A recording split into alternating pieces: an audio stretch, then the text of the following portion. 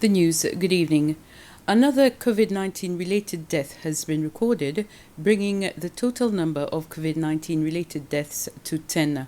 The 78-year-old with several comorbid conditions, who was admitted at the family hospital on the 4th of February, died at the facility in Perseverance this morning. Meanwhile, 71 new cases of COVID were recorded since the last update, bringing the total number of cases recorded in Seychelles to 2,058. All are Seychellois. 58 cases were discharged into convalescence today. The government of Russia will be giving Seychelles $500,000 that will go towards the COVID relief fund. The country has also promised to give a certain number of vaccines as part of efforts to reduce COVID-19 in the community. It was the Russian ambassador, Artyom Kozin, who gave these details after his meeting with President Wavel Ramkalawan this morning at State House. Ambassador Kozin says that such actions will continue to strengthen bilateral relations between Russia and Seychelles. Russia wants to offer its help to Seychelles, especially during these turbulent times when the world is fighting COVID. Our business community is offering financial aid to the National COVID Relief Fund. Our parties are working on shipment of the Russian vaccine to Seychelles. I hope that we will complete all the formalities very soon. And many other things, including the resumption of airline communication between Russia and Seychelles. Russian tourists have been missing Seychelles for the past year, so they are eager to return. And I hope this friendly atmosphere in our ties will continue, and together we'll make it stronger. As for the vaccine, first is going to be a test party for testing the logistics, the storage facilities. If it's successful, we are ready to go ahead. The Minister for Finance, Economic Planning and Trade, Nadir Hassan, says the country's economy has literally been brought to its knees because of the COVID-19 pandemic and mismanagement. He said a lot will have to be done differently to ensure the economic situation improves and allows the country to overcome the current challenges. Minister Hassan delivered his first budget address to the National Assembly this morning, a budget which amounts to over 11 billion and 13 million rupees. In his 2-hour presentation, the first as Minister responsible for Finance, Minister Hassan outlined the government's plan to ensure economic growth, create jobs for Seychellois, cut spending, and introduce measures to put an end to corrupt practices. He announced the measures to revive the fisheries and agricultural sectors and noted that agriculture had all too often been neglected and even abused to a certain extent.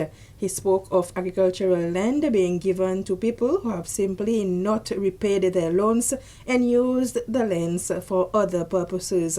He warned that the parcels of land will be repossessed. In the meantime, Minister Hassan announced a series of practical measures to stabilize the economy battered by the COVID-19 pandemic. This budget is the first phase of a restructuring that will happen to reduce costs in government and allow us to go on a pathway towards sustainability of our budget and our debt. The second component of the budget is the economic transformation. So this is where we've identified 5 key sectors, which are fisheries, agriculture, tourism, financial services, and the digital economy.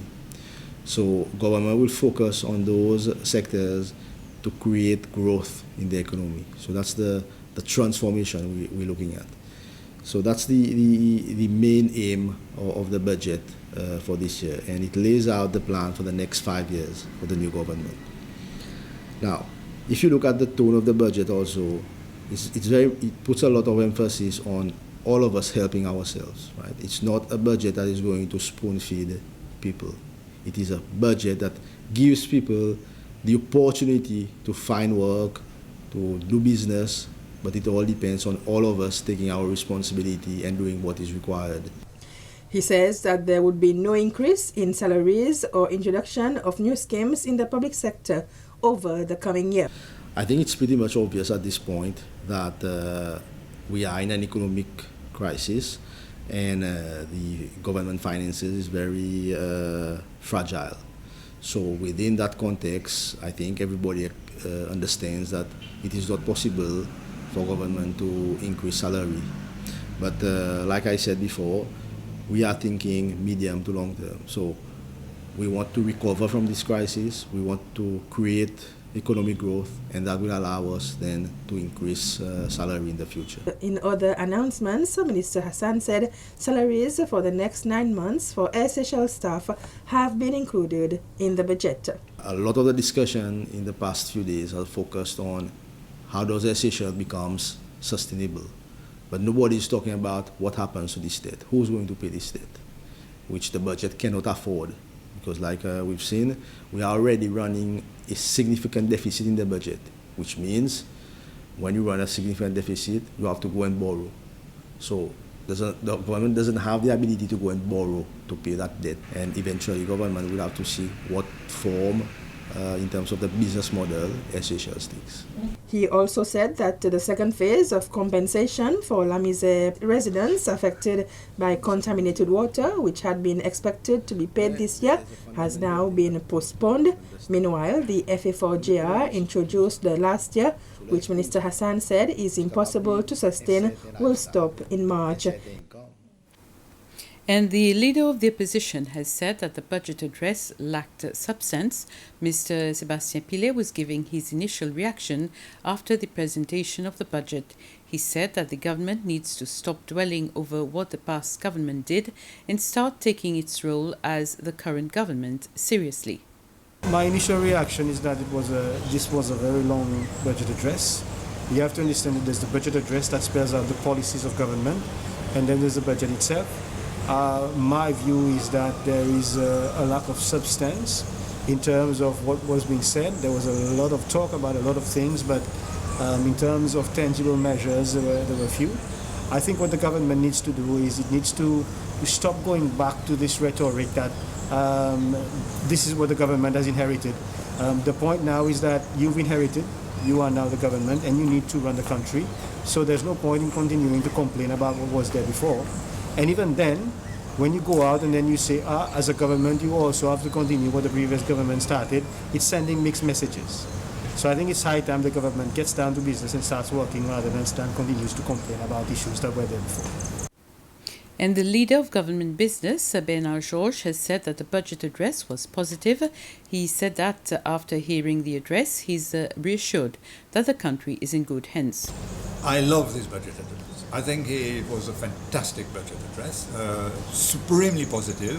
I did not have one dull moment during the whole thing, and I came out of it feeling, right, we now know that the country is in good hands. Mm-hmm. So justify why you say it's an excellent budget? Well, everything. There is not a single thing in that budget that anybody, in my view, can point to and say this is a bad decision.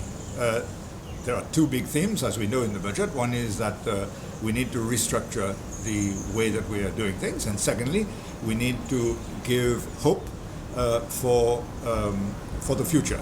And I think the budget has ample examples of both. And with this, we come to the end of this news summary. Thank you for watching and have a very pleasant evening.